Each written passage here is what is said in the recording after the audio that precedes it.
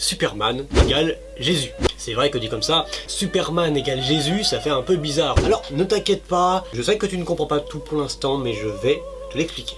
Voici le résumé extrêmement bref de la vie de Superman. Nietzsche. Et toi, tu es un homme ou un surhomme, Clark? Je ne sais pas encore. Crise d'identité, maladie mentale. J'avais jamais remarqué que tu étais en pleine crise d'identité. Oh, c'est pour un copain. Et de quoi souffre le copain? Du complexe de Napoléon ou alors il se prend pour le Messie? J'aimerais l'aider un peu. Donne-moi son nom. Laisse-moi deviner. Ton ami est un peu original, il passe beaucoup de temps seul et il pense être un incompris. C'est une description de moi au lycée. Tu sais très bien que tes amis ont peur de toi, parce qu'ils ne te comprendront jamais, c'est évident.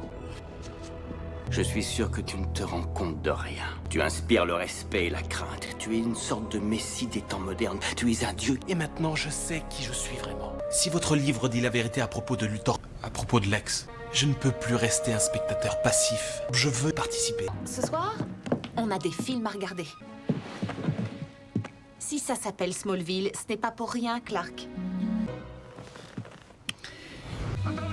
Qu'est-ce que j'ai manqué? Je sais même pas par où commencer.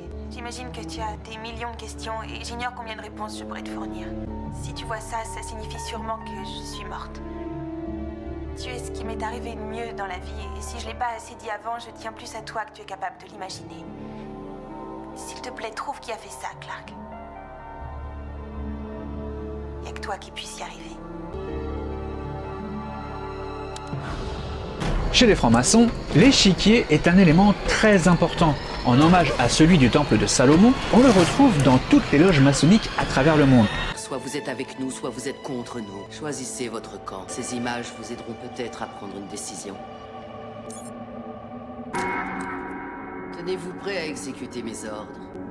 Bienvenue chez Échec et Mat. L'heure est venue pour vous de remplir votre devoir. Nous avons besoin de personnes comme vous. Un recrutement?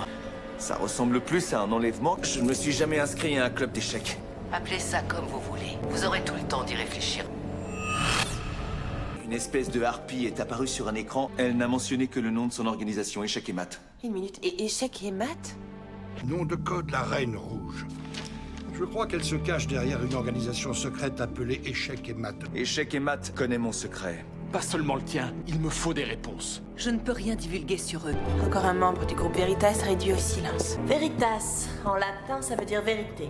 Il est peut-être temps de se dire toute la vérité. Je ne vois pas du tout de quoi vous parlez. C'est quand même bizarre. Chaque fois que je commence à parler de Veritas, tout le monde semble frappé d'une amnésie soudaine. Une société secrète. Selon une rumeur qui a couru, une société secrète formée par un groupe de riches patrons. Vous ne sauriez pas par hasard qui étaient ces gens? Mon père en faisait partie. J'ai toujours su que mon père cachait un secret. Je savais qu'il y avait des symboles codés et des pierres sacrées, mais je n'avais pas mis de nom dessus. Avez-vous trouvé la clé du mystère? On se rappelle ce passage où Jésus dit à Pierre, tu t'appelleras Pierre, et sur cette pierre je bâtirai mon église, et je te donnerai les clés du royaume. Nous avons la clé. Nous avons une clé. La partie sous haute sécurité s'ouvre avec 2 clés. 2 clés. Exact. Il existe 2 clés.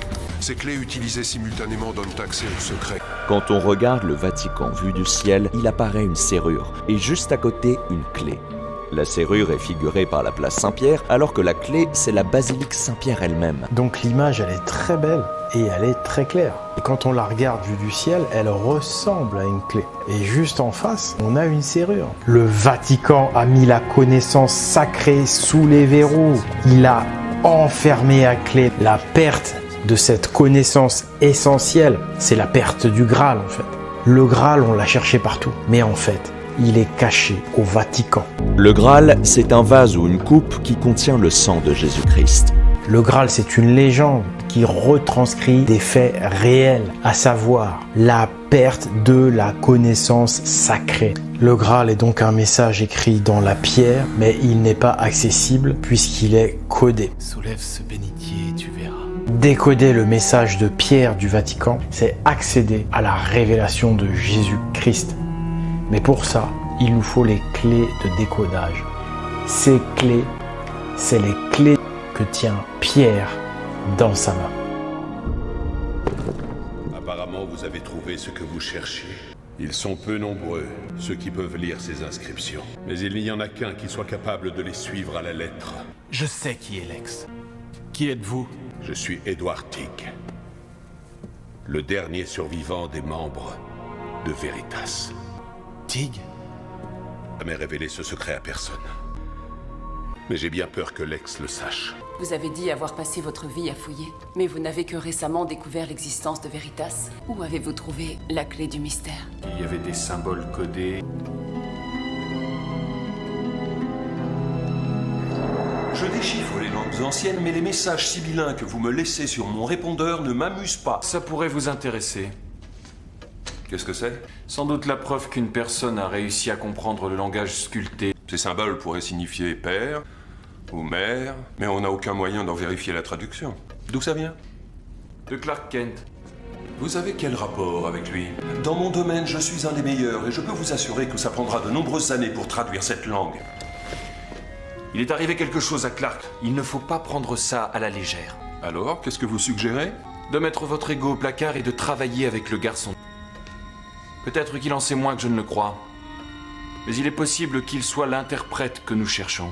J'ai besoin d'un assistant pour m'aider à documenter mon livre sur Luthor. Comme ça, vous pourriez apprendre la vérité par vous-même. Je vous remercie, professeur, mais je ne cherche pas de travail pour l'instant. Vous savez ce qu'il y a de pire que la peur de dire la vérité? C'est la peur de la découvrir. J'ai plus rien à apprendre de toute façon. Kal-El, ne sois pas si prompt à te débarrasser de l'enseignement de Jor-El. Je peux vivre sans l'endoctrinement de tous ces sermons. Il a les réponses à toutes nos questions. Il connaît absolument tout. Tu ne vas pas t'y mettre? J'étais sceptique, moi aussi. Les superstitions ancestrales n'ont pas de place dans nos croyances. La religion est la science. Et ce n'est pas cette comédie mystique dont les terriens sont friands. Ton père a laissé notre Bible sur cette planète, le livre de Rao, le livre de la connaissance. Si nous arrivons à avoir cette Bible, Kal-El, nous n'aurons aucune limite et notre savoir sera infini.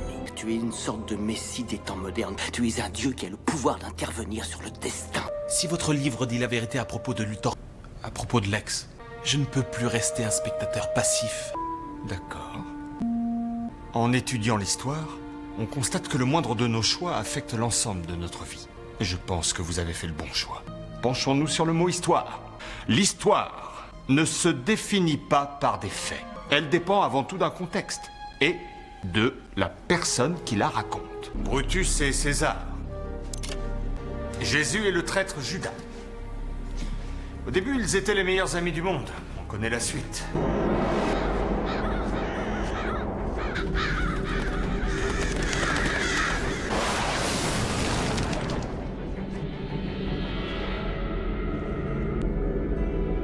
C'est la tombe de mon père. Qu'est-ce qu'elle fait ici? Après ta mort, tout ce qui restera de toi en ce bas monde, c'est cette pierre tombale. Je suis mort en sauvant le monde. Le mal ne cessera jamais d'être. En te sacrifiant, tu as laissé les humains vulnérables.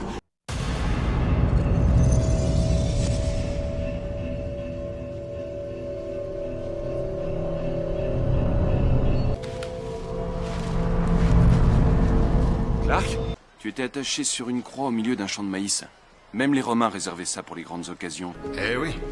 L'un des plus grands enseignements de l'histoire, c'est que même les hommes les plus puissants peuvent être trahis par ceux en qui ils avaient placé la plus grande confiance. Et si le thème de la trahison prédomine à travers l'histoire, c'est pour une raison simple. L'homme est double par nature. J'ai passé ma vie entière à espérer ce moment. Servir enfin le voyageur. Je suppose que vous aussi, vous savez ce qu'on éprouve quand on est vénéré. Je n'ai pas demandé à être vénéré. C'est Veritas qui a voulu me mettre sur un piédestal, pas moi. Nous avons tout sacrifié pour vous servir. Nous avons sacrifié nos vies et nos familles. Pour vous. C'est la différence fondamentale entre les croyants et les non-croyants. Nous pensions que vous seriez le prochain sauveur.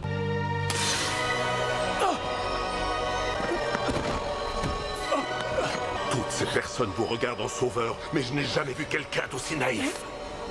À chaque lueur d'espoir dans cet univers correspond une force destructrice. Nous devons nous battre à Lex Luthor, peu importe les conséquences.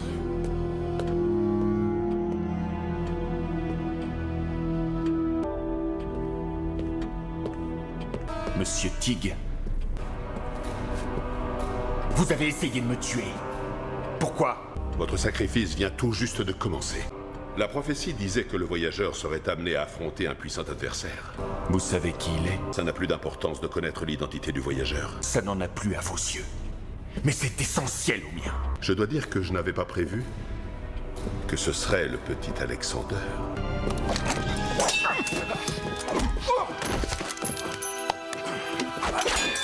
Alors, quelle est l'histoire de cet homme? Quelle est celle de cette femme? Quelle est votre histoire, monsieur Kent? Je ne suis pas sûr qu'on puisse le savoir. Allez dire ça à Alexandre le Grand. Ou plus proche de nous, à Lex Luthor. Nos destins sont liés. Chacun de nous existera grâce à l'autre. Notre histoire n'a pas encore été écrite. Kal-El.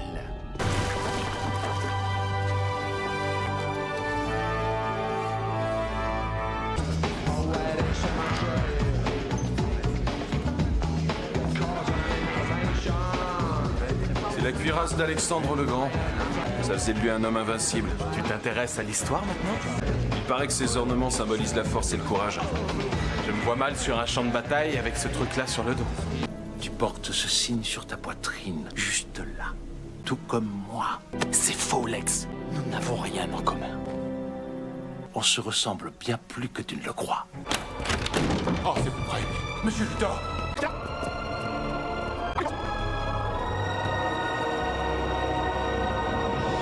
Pourquoi graver des symboles kryptoniens sur le torse de Lex? Juste là, où les symboles se chevauchent. Là, il y a un troisième symbole, le sanctuaire. Celui-là? Oui, il n'y a pas de mot kryptonien qui traduise ce qu'on appelle ici une église. Le sanctuaire est le mot le plus approchant. Si tu regardes les choses sous cet angle, le sauveur pourrait bien être. L'ange ou le saint? Le saint patron de tous les voyageurs dans une église est Saint Christophe. Alors tu t'es autoproclamé prophète. Je veux que le monde te connaisse aussi bien que je te connais. Mais si tu te prends pour Dieu, n'oublie pas le plus beau cadeau qu'il ait fait. Si le prénom Matthieu vient de l'hébreu qui signifie cadeau de Dieu, C'est un cadeau de la part de Lex Luthor.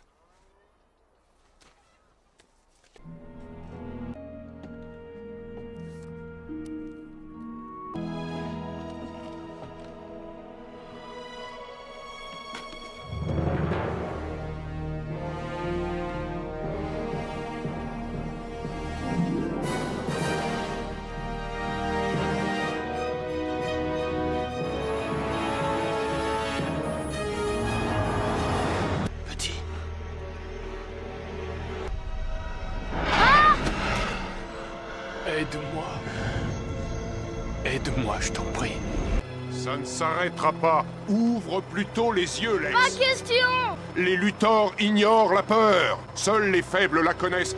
Ton destin est écrit, Lex. Je t'assure qu'avec les yeux fermés, tu n'iras jamais nulle part. Monsieur Luthor, vous m'entendez ou pas? Monsieur Luthor!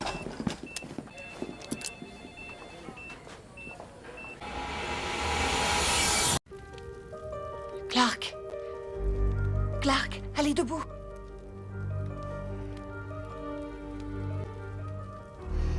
Non, tu ne rêves pas, Alex. Ce que tu vois, c'est ta vie. Mais non, c'est insensé, non. C'est impossible, ce n'est pas la réalité. Mais si, c'est la réalité. C'est de toi que cette réalité dépend. Qu'est-ce que tu veux dire? Pourquoi tu ne me dis pas tout? Tout ce que tu veux savoir sur ce que tu es est derrière ce mur. Briser le quatrième mur, parfois, c'est simplement un jeu de regard avec la caméra.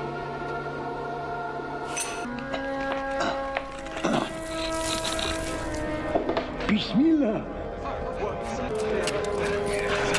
C'est ce qu'on appelle briser le quatrième mur. La technique est régulièrement utilisée au cinéma, mais pour différentes raisons.